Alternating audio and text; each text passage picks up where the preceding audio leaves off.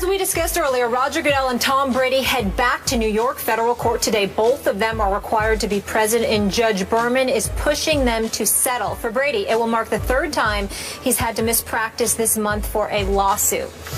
New note here. Giants co-owner John Mara has joined NFL Commissioner Roger Goodell and Tom Brady in a meeting with U.S. District Court Judge, and Mara chairs the NFL's Executive Committee, which oversees labor matters, and had been asked by Judge Berman to help the two sides reach a settlement. Prior, he said he wasn't going to be there, and he is. I don't know if this means anything. Jeff Saturday is still with us. Jeff, we haven't heard from you. How does this all play out?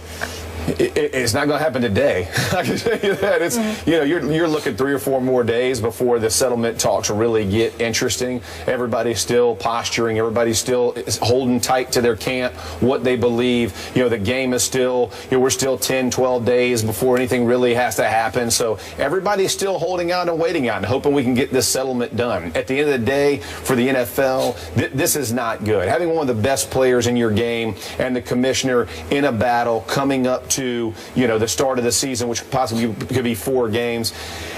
The settlement hope, I just don't know if it's there. As you're looking at it, Tom Brady is entrenched in what he believes and what he's going to hold strong to. The commissioner and the NFL, this is going to end up being similar to the other cases that have happened in the past 3 or 4 months or even back to a year.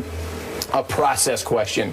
Should this penalty have been placed on Tom Brady, or should it have been placed on the team with an equipment violation? That's really what this is going down to. This conversation has nothing to do with, did you know about the deflation of footballs? Did you know about the PSI? Were you telling people? We're way past all of that. Berman is looking for, can we come to an agreement on, does the team have to take the brunt of the punishment, or does Tom Brady? And that's what Brady, that's his whole case, is the process fair? And if the process is unfair, the whole thing will get overturned. But that's what you're rolling the dice on. I do need to mention one thing. This just came down. There will be no settlement.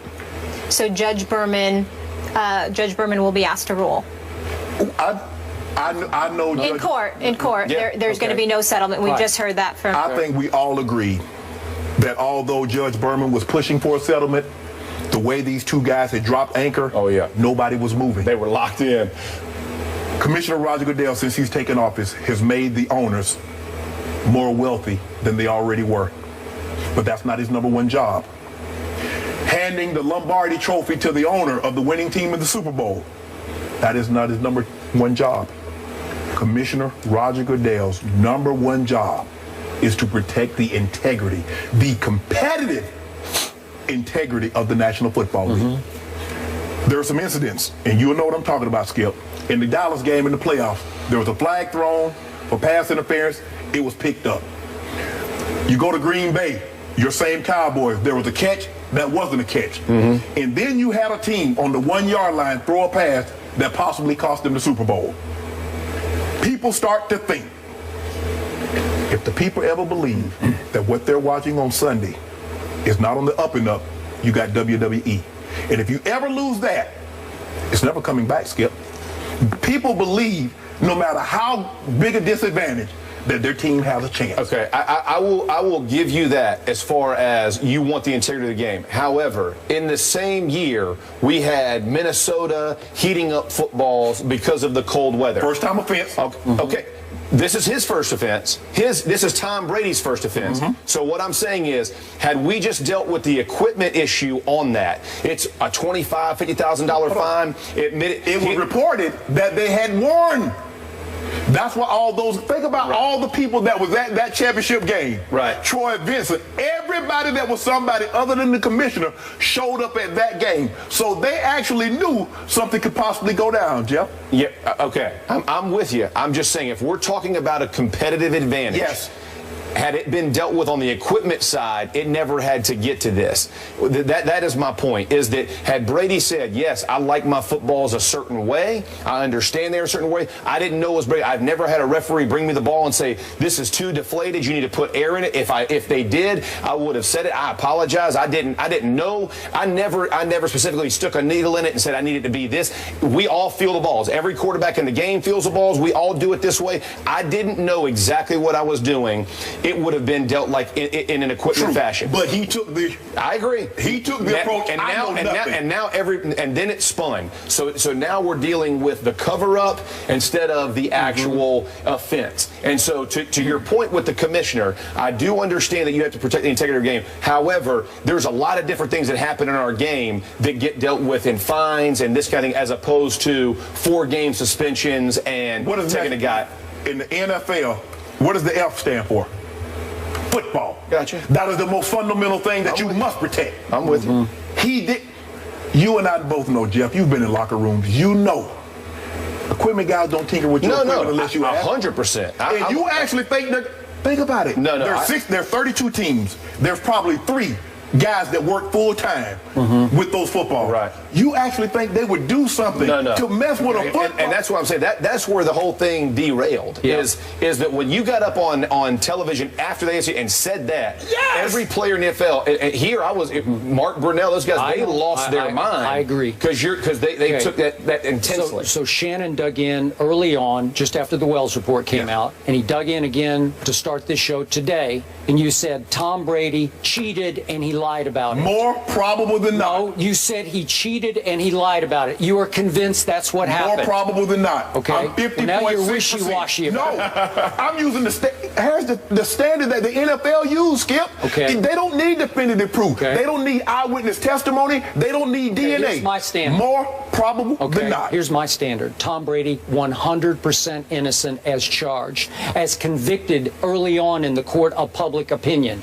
The Wells report in Judge Berman's court has been shredded for its lack of credibility. Just shredded, one blow after another. I sat right here in this chair 2 days after the Wells report came out, and I reported I talked to 3 people close to Tom Brady, people who've known him for a long time and believe in Tom Brady. So you can argue about their credibility factor. But they said even privately, he is insisting, I knew nothing about this. What was he supposed to say, okay, Skip? No, but sometimes people say behind closed doors, well, they kind of got me on this. Okay? He went to war over this, and they all told me he's going to fight this to the legal death, because you're talking about the credibility of the football game, the integrity of pro football. Yes. I got you on that. Yeah. But to equate it to a blown call against Dallas and another blown call over here against Dallas, okay. But I'm saying conspiracy theories will start to spin things and start to look. All Tom Brady cares about is that Roger Goodell tried to ruin his reputation. That's what he did. I'm sorry. It was an attack on a Hall of Fame quarterback's reputation. You actually think he cheated and he lied? That's what you did. In the court of public opinion, you tarnished his reputation. I think it's indelible. I don't think it'll ever be erased. Do you actually think? Hold on, Jeff. Let me ask you this, Jeff. Do you actually think that the commissioner of Roger Goodell wants the reigning Super Bowl MVP suspended if he didn't have suspicions that this happened? No, it doesn't do Roger Goodell any favors to have him. However, hold on. With Tom Brady and his reputation, you are 100% right about being entrenched, and you saw the way Robert Kraft came. You've seen the way everybody has rallied around him. Except Robert Kraft sold him out for a while. He took the punishment. Who's rallying around the equipment guy? Sure. That was my first point, is what we know about the 4 games. However, the 4-game suspension that we're talking about, as you're looking at how this impact, it does become, does the punishment fit the offense? So is 4 games way heavy, way strong? Absolutely. Like I mean, if you look at the way we have punished guys in the past, and that's what I'm telling you, going back to the process of what should the punishment have been. Even if you think he did know, what is the offense? Is it that he knowingly stuck a needle in the ball and decreased it? So what should the offense be? Should it be the same as heating up a football on the sideline? Yep. What should the offense and what should the punishment hold? That's where you get into it went way overboard for everybody. And I'm telling you right now, if I'm Tom Brady, you try to suspend me for 4 games for that, and I've seen what guys who in real life have done much more severe things. But here's the thing. No. What competitive advantage? Domestic violence is deplorable. It's an awful act. But tell me the competitive advantage that Ray Rice, that Greg Hardy, that Adrian Peterson, anybody that did off field, tell me the competitive advantage they were trying to gain when they committed these offenses. What was the competitive advantage that the Minnesota Vikings got from heating the footballs up?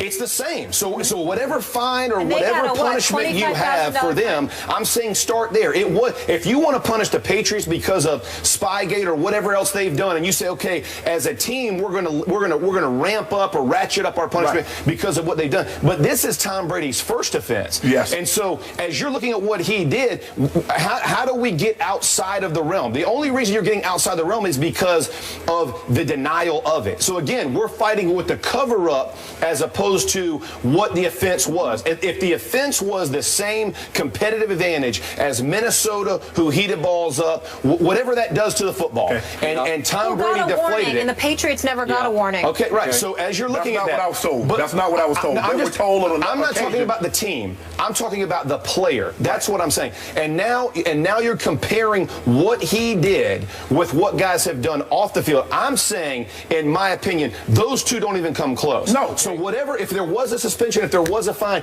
it's the punishment of the cover-up. I get that. Here's the question. Wait a second. There's a much larger game being played here. What is that? The commissioner wanted to punish the New England franchise for what is considered by many to have been serial cheating over many years, going all the way back to the first Super Bowl. Right. So how the coach got completely exonerated here is mind-blowing to me. I'm sorry, and I have a lot of respect for Bill Belichick, but he was let completely off the hook early on by the Wells report. He said talk to the quarterback. He wouldn't know. He wanted no part. If you've been in a locker room, you know that head coach ain't coming to field. I'm not sure about that, because that guy knows the socks and the jocks, man. He knows everything down to the most minute detail. It's a guy who's been in the league for how many years? He's not micromanaging Brady. But he's now seen as Lombardi-esque, as Bill Walsh-esque.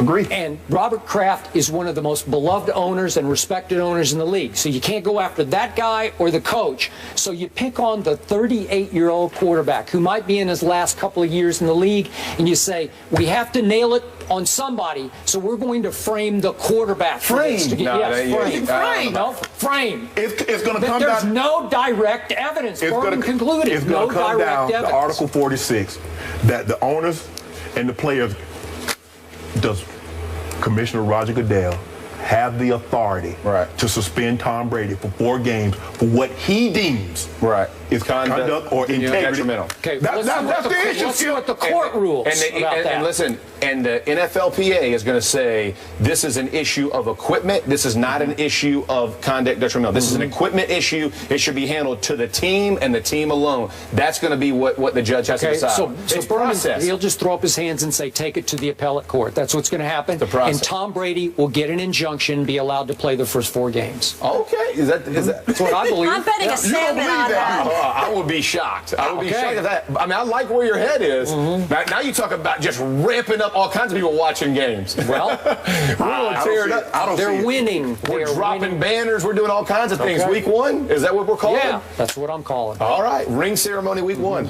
Skip Bayless. Steelers Patriots in Foxborough on Thursday night. Okay, so Brady and Goodell were in court today. We just found out they will not settle. Judge Berman will rule by Friday, possibly Tuesday or Wednesday. This just in. Jeff Saturday, thank you so much for being with us. That was fun. Good job. All right, are we sold on the #1 draft pick, Jameis Winston? Is he the real deal? We'll discuss that next. Stay here. This is First Take.